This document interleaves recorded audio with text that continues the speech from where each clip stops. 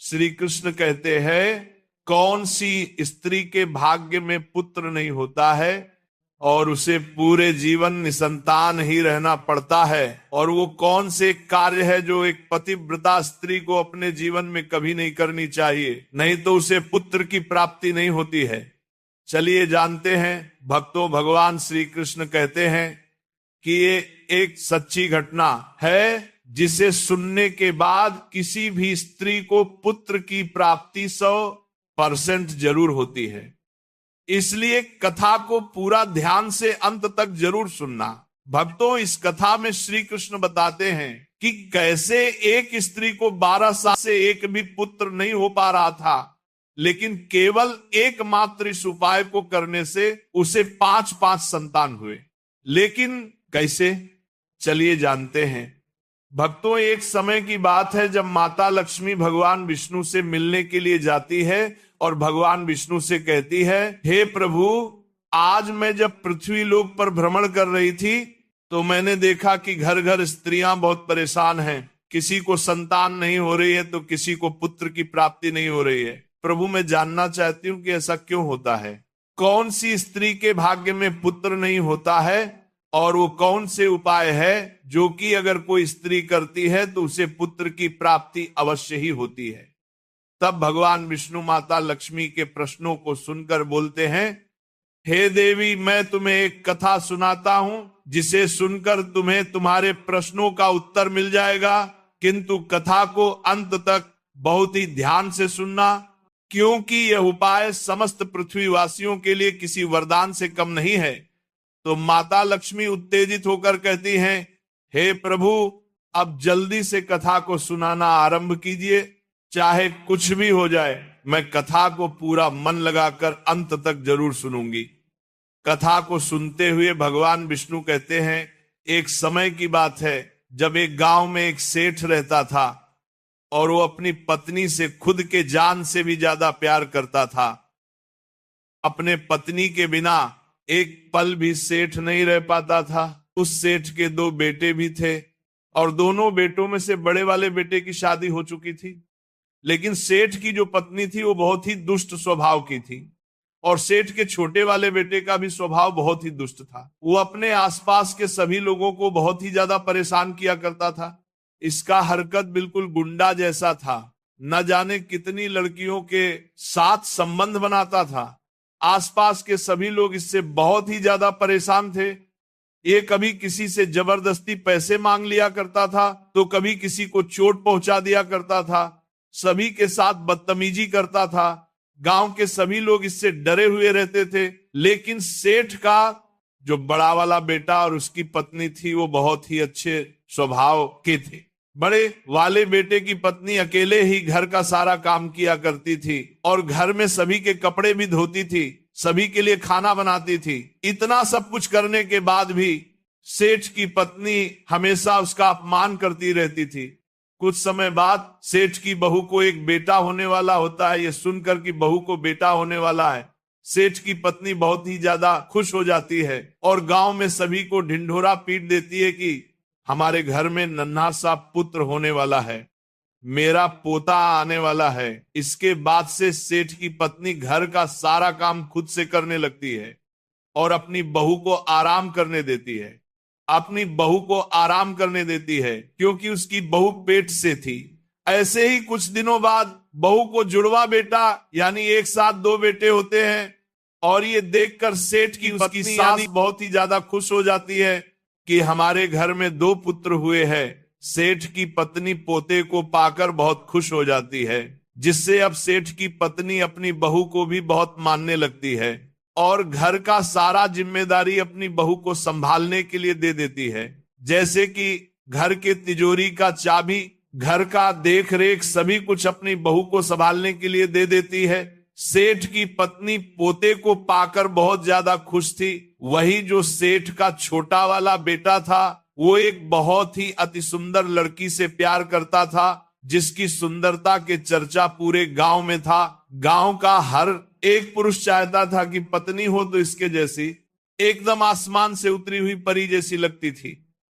गांव का हर एक पुरुष इस फूल जैसी दिखने वाली लड़की से विवाह करना चाहता था, लेकिन सेठ का जो छोटा वाला बेटा था, वो अगर किसी को भी गांव में इस लड़की के बारे में चर्चा करता सुनता तो उसे बहुत चोट पहुंचता था, बहुत मारता था और बोलता था इस लड़की का विवाह होगा तो सिर्फ हमसे। सेठ का छोटा वाला बेटा उसी लड़की के साथ शादी करना चाहता है, लेकिन उस लड़की की शादी कहीं और किसी और लड़के के साथ होने वाली होता है। फिर गांव के सभी लोग सेठ के छोटे वाले बेटे का मजाक बनाते हुए कहने लगे, बहुत बोलता था कि इस लड़की का विवाह होगा तो सिर्फ हमसे।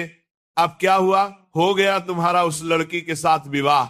जैसे ही सेठ के छोटे वाले बेटे को यह बात पता चलता है कि उसकी प्रेमिका का विवाह होने जा रहा है, सेठ का छोटा वाला बेटा अपनी मां से बोलकर उस लड़की को जबरदस्ती उसके शादी वाले दिन ही उसके घर से उठाकर उसके साथ भागकर एक मंदिर में विवाह कर लेता है।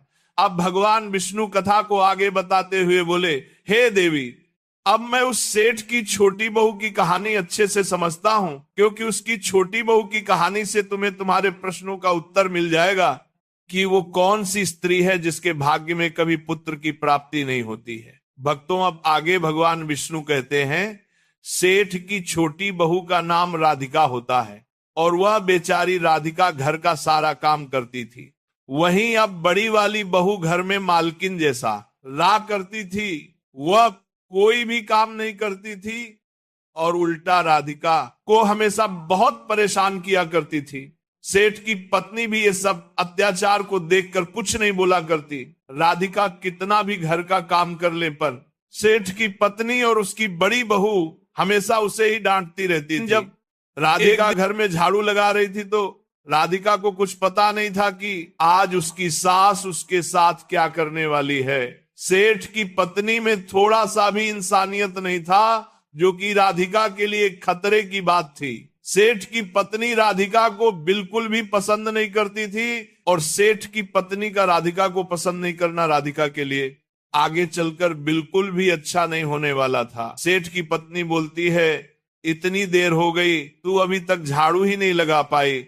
मैं मंदिर जा रही हूं और जब तक वहां से आऊंगी तब तक खाना बन जाना चाहिए। आते ही मैं खाना खाऊंगी।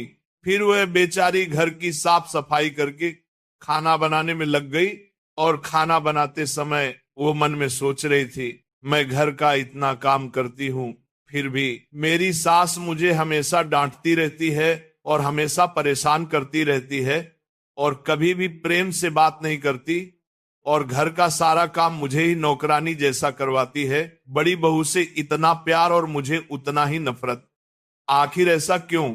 राधिका ये सब सोच ही रही थी कि तभी दरवाजा खटखटाने की आवाज आई तो उसने सोचा, अभी तो खाना भी तैयार नहीं हुआ और लगता है मेरी सासू माँ आज बहुत जल्दी ही मंदिर से लौट आई हैं। वह डरी हुई थी कि उसकी सास आज उस पर बहुत गुस्सा करेगी। फिर राधिका दरवाजे के पास गई और दरवाजा खोला तो उसने देखा कि दरवाजे के बाहर एक साधु महाराज खड़े हैं। फिर वो साधु महाराज राधिका से कहते हैं, बेटी मुझे कुछ भोजन कर दो, मुझे बहुत जोर की भूख लगी है। तो राधिका बोली, महाराज मैं आपको भोजन तो करा देती, पर मेरी सास बहुत दुष्ट स्वभाव की है। वह मेरे मासिक धर्म के दौरान भी मुझे एक नौकरानी जैसी कम करवाती है। मैं क्या करूं? आप ही कुछ बताइए। वह जब आएगी तो मुझे बहुत डांटेगी। अभी वो मंदिर गई है, मंदिर से आती ही होगी। यदि वह आ गई और उन्होंने मुझे आपको भोजन कराते देख लिया तो मुझे बहुत मारेगी, इसीलिए मैं आपको भोजन नहीं करा सकती। तब साधु बोला, बेटी थोड़ा सा ही भोजन करा दो, मैंने सुबह से कुछ नहीं खाया है। साधु की यह बात सुनकर राधिका को दया आ जाती है और साधु से बोलती है, महाराज आप अंदर आ जाइए, मैं आपको भोजन देती हूं। लेकिन राधिका बहुत डरी हुई थी कि अगर उसकी सास मंदिर से वापस घर आएगी और अगर मुझे साधु को भोजन करते हुए देख लेगी फिर तो वो मुझे छोड़ेगी नहीं। राधिका के बोलने पर वो साधु अंदर आ जाते हैं। अंदर आते ही साधु का मुलाकात बड़ी बहू से होती है। भक्तों, बड़ी बहू फिर से पेट से थी। ये देखकर साधु बोलता है, आपके घर में साक्षात माता लक्ष्मी आने वाली है, आपको पुत्री की प्राप्ति होगी, जो कि आपके घर के लिए बहुत ही भाग्यशाली होने वाली है। लड़की के घर में आते ही, इसके चरण घर में पड़ते ही आप लोगों के दिन बदल जाएंगे। आप लोग रंग से राजा बन जाओगे। आपके कारोबार में बहुत ही तरक्की होने वाली है। साधु की ये सब बातें सुनकर बड़ी बहू बहुत खुश होती है, लेकिन उसे इस बात का भी डर था कि जब सासू माँ को पता चलेगा कि इस बार बेटा नहीं बल्कि पुत्री होने वाली है, तो वो बहुत गुस्सा होंगी। पता नहीं अब मेरे साथ क्या होने वाला है, भगवान मेरी रक्षा करना। इतने में राधिका उसे साधु को भोजन ला के देती है। राधिका ने भी सारी बातें सुन ली थी कि दीदी को इस बार पुत्री होने वाली है। बड़ी बहू राधिका से कहती है, मैं तुमसे विनती करती हूं कि सासू माँ को अभी इसके बारे में कुछ नहीं बताना, आगे चलकर मैं सासू माँ को मना लूंगी। साधु राधिका के बारे में भी बोलते हैं कि राधिका बेटी, तुम्हें भी पहला संतान बेटी होने वाली है। अभी साधु भोजन कर ही रहे थे, तभी अचानक राधिका की सास मंदिर से घर आ जाती है और उस साधु को भोजन करते देख में कर बोली, ये मेरा घर है, कोई भोजनालय नहीं जो हर कोई यहाँ आकर भोजन करके चला जाएगा। और तुमने इस साधु को भोजन क्यों दिया? क्या अन्न मुफ्त में आते हैं जो हर किसी को अपने घर में बैठा कर खिलाती रहती हो? और ये कहकर उस साधु को धक्के मारकर अपने घर से बाहर निकाल दी और उसका खाना उठाकर बाहर फेंक दिया। फिर राधिका से कहने लगी, तूने साधु को भोजन क्यों कराया? अन्न कितना महंगा आता है, तुझे पता नहीं अब घर के लोग क्या खाएंगे। तो राधिका डरते हुए बोली, साधु बहुत भूखा था, इसीलिए मैंने उसे भोजन दे दिया था और उसे मैंने अपने हिस्से का भोजन दिया है, इसीलिए आज मैं भोजन नहीं करूंगी। राधिका को उस दिन भूखे सोना पड़ा, लेकिन कोई उसे खाना के लिए नहीं पूछा। रात को जब राधिका के पति काम पर से वापस आते हैं तो उनको पता चला है कि राधिका आज खाना नहीं खाई और उसके साथ माँ ने बहुत गलत व्यवहार किया है। तो वो अपने माँ को बहुत सुनाता है और कहता है, आगे से राधिका को कोई परेशान नहीं करेगा, नहीं तो मुझसे बुरा कोई नहीं होगा। राधिका का पति राधिका से बहुत प्यार करता था। अब कुछ दिनों के बाद सेठ के बड़े वाले बेटे की पत्नी को एक पुत्री हुआ और जैसे ही सासू माँ को पता चला कि घर में बेटी हुई है, तो सेठ की पत्नी उस पुत्री को दूर कहीं जंगल में छोड़ आई और बड़ी बहू से बहुत गुस्सा हो गई। यह सब देखकर छोटी वाली बहू को अपने भविष्य को लेकर बहुत डर लगने लगा। ऐसे ही कुछ महीने और बीत गया और बड़ी वाली बहू फिर से गर्भवती हो गई। इस बार सासू माँ पहले ही वैद्य को बुलवा लिया और उनसे पूछा, लड़का या फिर लड़की होने वाली है? वैद्य बोला कि आपके बहू को लड़की होने वाली है। यह सुनकर सेठ की पत्नी क्रोधित हो गई और बहू को गर्भ गिराने के लिए बोली और आगे भविष्य में बड़ी बहू को संतान करने से मना कर देती है।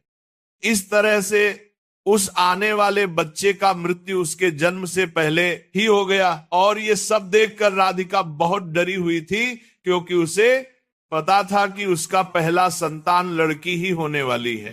पहले बड़ी बहू को सेठ की पत्नी बहुत मानती थी, लेकिन अब उसे अपनी बही बहू से नफरत हो गया और उससे घर की चाबी भी ले ली, साथ ही अब उससे नौकर जैसा काम करवाने लगी। अब आगे भगवान विष्णु कहते हैं, कुछ दिनों के बाद राधिका को एक पुत्री होती है और सेठ की पत्नी फिर से निराश हो जाती है और इस लड़की को भी जंगल में छोड़ने का सोचती है। राधिका को पता होता है कि सासू माँ मेरी पुत्री को नहीं छोड़ेगी, वो पक्का इसे भी मरवा देगी। इसीलिए राधिका चुपके से घर के पीछे वाले दरवाजे से भाग जाती है और अपने बच्चों को एक अनाथालय में रखाती है। अब जब अगला संतान होने वाला होता है तो राधिका क्या करती है कि वह एक वैद्य के पास जाती है। तब उससे राधिका को पता चलता है कि इस बार भी राधिका को पुत्री ही होने वाली है। अभी राधिका का सिर्फ तीसरा महीना ही चल रहा होता है, यानी कि अभी पुत्री सिर्फ 3 महीने की राधिका के पेट में ही होती है। जब राधिका वैद्य के पास से वापस घर आती है और दीदी से कहती है, इस बार भी मुझे एक पुत्री ही होने वाली है, ना जाने भगवान क्या लीला कर रहे हैं। भगवान से विनती करते हुए राधिका बोलती है, कम से कम इस बार तो पुत्र दे देते, अब पता नहीं मेरे इस संतान के साथ क्या होगा। भगवान कृपया हमारी रक्षा करना। जब राधिका दीदी से बात कर रही होती है तो वह सारी बात उसकी सासू माँ सुन लेती है और ये सुनकर उसकी सास क्रोध में आकर, गुस्से में आकर राधिका को धक्के मारकर घर से बाहर निकाल देती है और बोलती है चले जाओ यहां से, अब तुझे इस घर में रहने की कोई जरूरत नहीं है और अब कभी भी मेरे घर में वापस मत आना। मैं अपने बेटे के लिए कोई दूसरी लड़की देख लूंगी। फिर राधिका दरवाजे पर बैठकर रोती रही, किंतु उसके सास ने दरवाजा नहीं खोला और फिर राधिका ने सोचा अब मुझे यहां से अपने मायके ही जाना पड़ेगा। फिर वो अपने मायके जाने लगती है। मायके पहुंचकर सारी बातें राधिका अपनी मां को बताती है और पूरा दिन रोती रहती है। जब राधिका का पति काम पर से वापस घर आता है तो वो अपनी पत्नी राधिका को ढूंढता है, पर राधिका उसको घर में कहीं दिखाई नहीं देती है। जब वो अपने मां से जाकर पूछता है राधिका कहाँ है, घर में कहीं दिखाई नहीं दे रही है। फिर मां बेटे से बोलती है बेटा राधिका घर छोड़कर चली गई है, अब वो कभी वापस नहीं आएगी, तुम उसे भूल जाओ और एक अच्छी सी लड़की देखकर शादी कर लो। ये क्या बोल रही हो आप, मैं दूसरी लड़की से विवाह क्यों करूं? मुझे पता है मेरी राधिका जरूर वापस आएगी, वह मुझसे बहुत प्यार करती है, वह मुझे अकेले नहीं छोड़ सकती। भगवान विष्णु आगे कहते हैं कि जैसे ही राधिका की सहेली सुषमा को यह पता चलता है कि राधिका मायके यानी कि अपने घर आई है, तो उससे मिलने के लिए उसके घर जाती है। राधिका और सुषमा बचपन के दोस्त होते हैं और इन दोनों के बीच बहुत ही गहरी यारी होती है। जब सुषमा राधिका के घर पहुंचकर राधिका को रोते देखती है तो राधिका से पूछती है क्या हुआ तुम्हें, तुम रो क्यों रही हो? मां बता रही थी कि तुम जब से आई हो सिर्फ रोती जा रही हो, आखिर बात क्या है? मित्रों, भगवान विष्णु माता लक्ष्मी से कहते हैं कि हे लक्ष्मी, आगे इस कथा को बहुत ध्यान से सुनना, क्योंकि राधिका की दोस्त सुषमा राधिका को बताने वाली है कि कैसे एक स्त्री को लगातार 5 पुत्री होने के बाद एक ऋषि मुनि से मिलने से उसे 2 पुत्र प्राप्त हुए, जबकि इस लड़की के भाग्य में संतान प्राप्ति ही नहीं था। तो भक्तों, ऐसा कौन सा उपाय ऋषि मुनि ने उस लड़की को बताया जिससे उसे पुत्र प्राप्त हुआ? आगे अब सुषमा राधिका से कहती है 7 साल पहले की बात है, हमारे पास के एक छोटे से गांव में मोहन नाम का एक आदमी रहता था। वह गरीब था लेकिन ईमानदार था। वह हर रोज खेतों में कड़ी मेहनत करता और जो भी थोड़ा बहुत धन कमाता था उससे अपनी पत्नी की जरूरतों को पूरी करने की कोशिश करता था।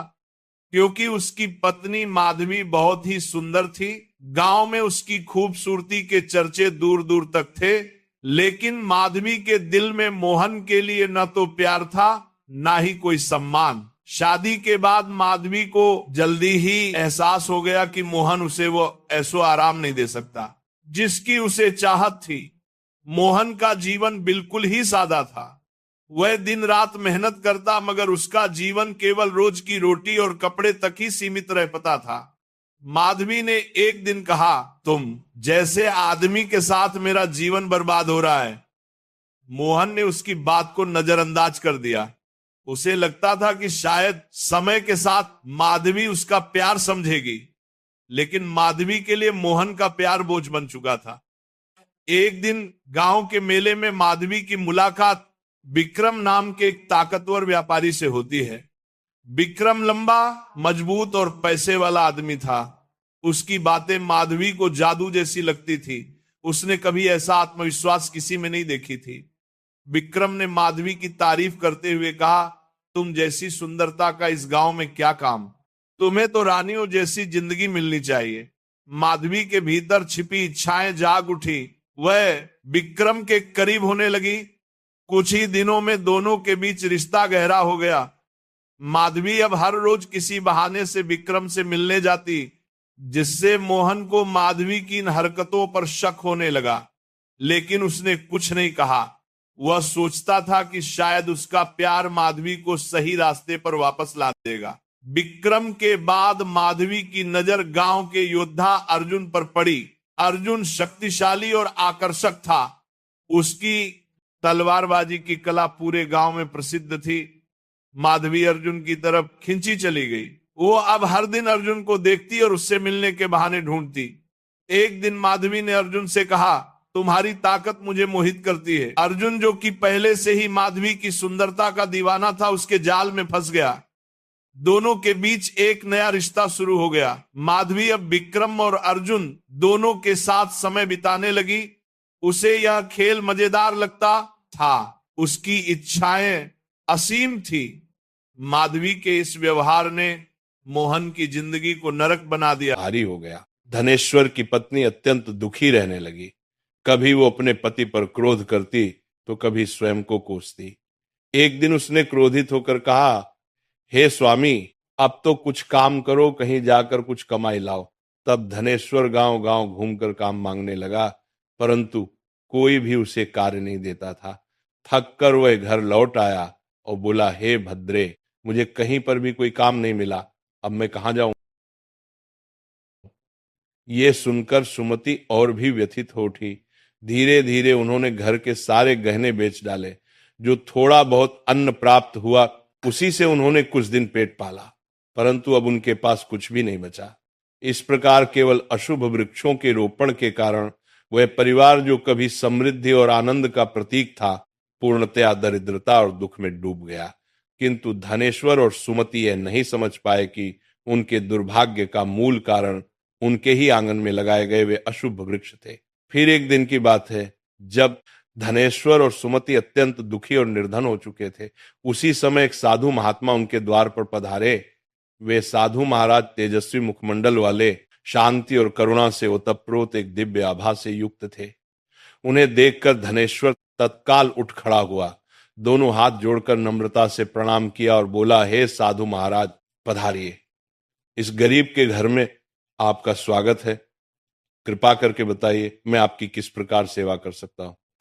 साधु महाराज ने शांत स्वर में कहा, हे महोदय, मैं कई दिनों से तीर्थ यात्रा पर हूं।